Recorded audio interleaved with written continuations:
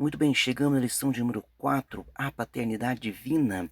E vamos ver aqui no textuário, sempre, né, João, discípulo amado, o mais jovem de Cristo, e ele já começa o evangelho dizendo: no princípio era o verbo estava com Deus, o verbo era Deus. Agora ele fala: e vimos e testificamos que o Pai enviou seu Filho, com letra maiúscula, para Salvador do mundo. 1 João 4:14. Verdade prática: a paternidade de Deus é revelada no envio do Filho e na concessão do Espírito, confirmando nossa filiação e aperfeiçoando-nos no amor. Então o Espírito Santo é que confirma a nossa paternidade, confirma que nós estamos salvos em Cristo.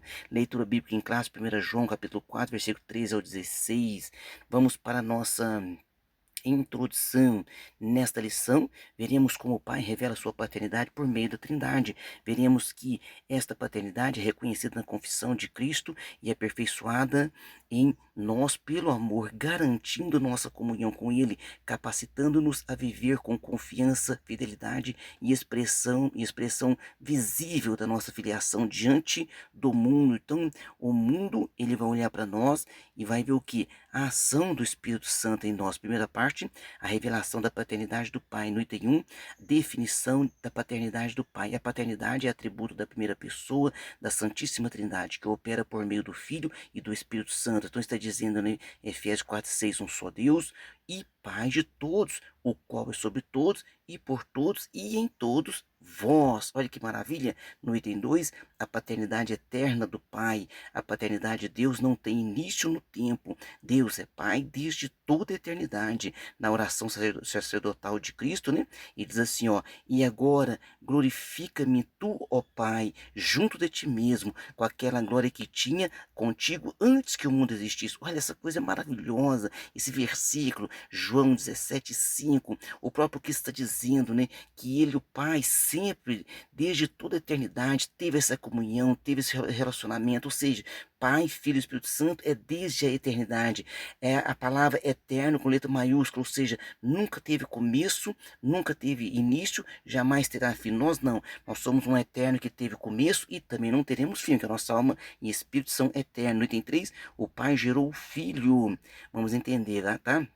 Ó, a geração do filho não implica criação. Ele sempre existiu com o pai, sempre esteve junto com o pai. A Bíblia fala assim, no seio do pai, ou seja, assentado junto com o pai no trono, até que ele conquistou na cruz do Calvário e depois se assentou ao lado, do trono ao lado. Então, o trono ao lado sempre esteve vazio, esperando que o filho vencesse e sentasse ao lado do pai. Então diz assim, ó: porque como o pai tem a vida em si mesmo, assim deu também ao filho ter a vida em si mesmo. Então Cristo sempre existiu, mas ele veio a se apresentar à humanidade através da jovem Maria, através, né, nascendo ali da jovem Maria, que era a promessa do Salvador, do Salvador se apresentando ao mundo, se apresentando a nós. No item 4, o Pai nos concede o Espírito.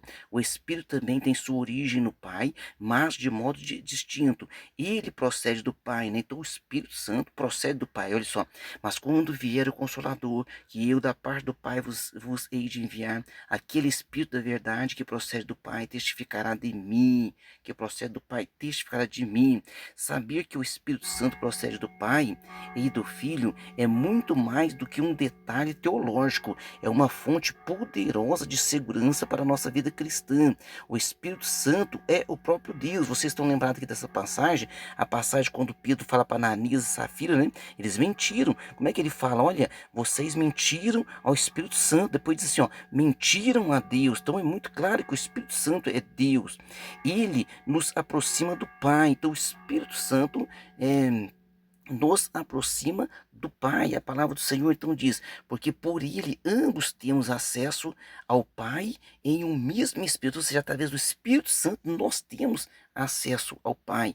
Testemunha ao nosso espírito que somos filhos de Deus. Então o Espírito Santo, ele testemunha dentro de nós. Olha só, o mesmo Espírito, com letra maiúscula, testifica com o nosso espírito, com letra minúscula, que somos filhos de Deus. Então não é porque nós nos achamos alguma coisa, não, não, muito pelo contrário. Sabemos que somos pecadores, sabemos que o nosso Cristo é o Salvador e o Espírito Santo enviado por Cristo, que habita em cada um de nós, vós sois templo do Espírito Santo, e ele que confirma essa paternidade e essa salvação. Amém? Parte 2, reconhecendo a paternidade do Pai. No item 1, confessar a Cristo como Filho. A confissão de que Jesus é o Filho de Deus é um ato central da fé cristã. Qualquer que confessar que Jesus é o Filho de Deus, Deus está nele e ele em Deus. Então, nós precisamos aqui confessar, qualquer que confessar que Jesus é o Filho de Deus e, e ele em Deus, é filho de Deus, está em Deus e ele em Deus. Então, qualquer confessar, você confessa que Jesus Cristo é o Filho de Deus, Deus está em você e você está em Deus. Reconhecer a filiação divina de Cristo é mais do que uma afirmação privada, é uma declaração pública de fé. Então, a nossa declaração de fé é que Jesus Cristo é o Filho de Deus, com letra maiúscula, e que morreu por nós na cruz do Calvário, e nós o confessamos como único e suficiente Salvador. No item 2, a perfeição do amor do Pai.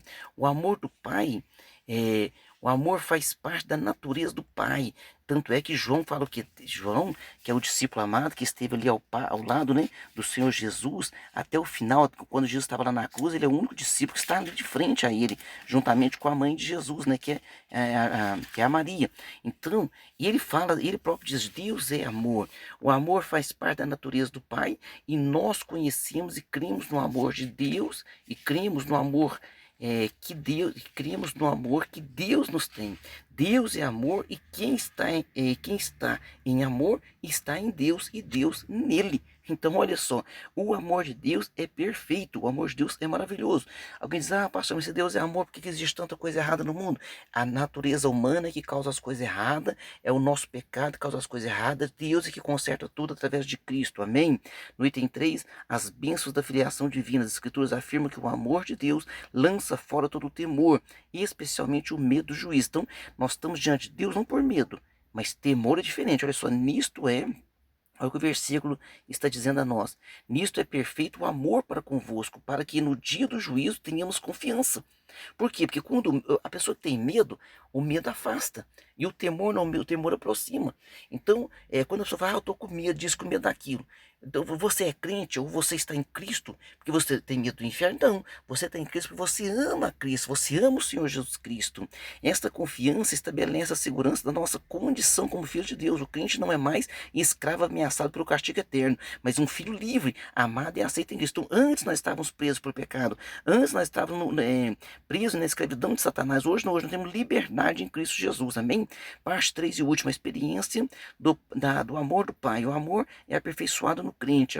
O aperfeiçoamento do amor em nós é a obra do Espírito. Guardar a palavra é o meio pelo qual o amor divino é amadurecido. Diz assim o versículo, mas qualquer que guarda a sua palavra, o amor de Deus está nele, verdadeiramente aperfeiçoado. Nisso conhecemos que estamos nele. Então você deve o quê? Ou eu devo o quê? Guardar a palavra do Senhor. Como poderei guardar a palavra do Senhor se eu não conhecer esta palavra? Preciso que procurar conhecer a palavra de Deus. Aquele que tem os meus mandamentos e os guarda, este é o que me ama. E aquele que me ama será amado de meu Pai, e eu o amarei e me manifestarei a ele. Então a palavra do Senhor é muito clara, né? No item 2, o amor é a marca dos filhos de Deus. O amor distingue os verdadeiros filhos de Deus. O mundo conhece a Deus por meio da manifestação do amor. Diz assim o versículo, ninguém jamais viu a Deus. Se nós amamos uns aos outros, Deus está em nós, e em nós é perfeito o seu amor. João, lá em São João, capítulo 13, também fala assim, um novo mandamento vos dou. Peraí, um novo mandamento, eles ficaram curiosos, né? O que Jesus Cristo falou? Que vos ameis uns aos outros como eu vos amei a vós. Então, no Antigo Testamento, amar a Deus com toda a sua força, teu entendimento, o segundo maior mandamento, amar o próximo como a ti mesmo. É perfeito isso. Mas Jesus Cristo aperfeiçoou o segundo mandamento. Como amar o próximo a si mesmo poderia ser aperfeiçoado? Jesus Cristo diz, amai-vos uns aos outros como eu vos amei. No item 3, fomos amados primeiro.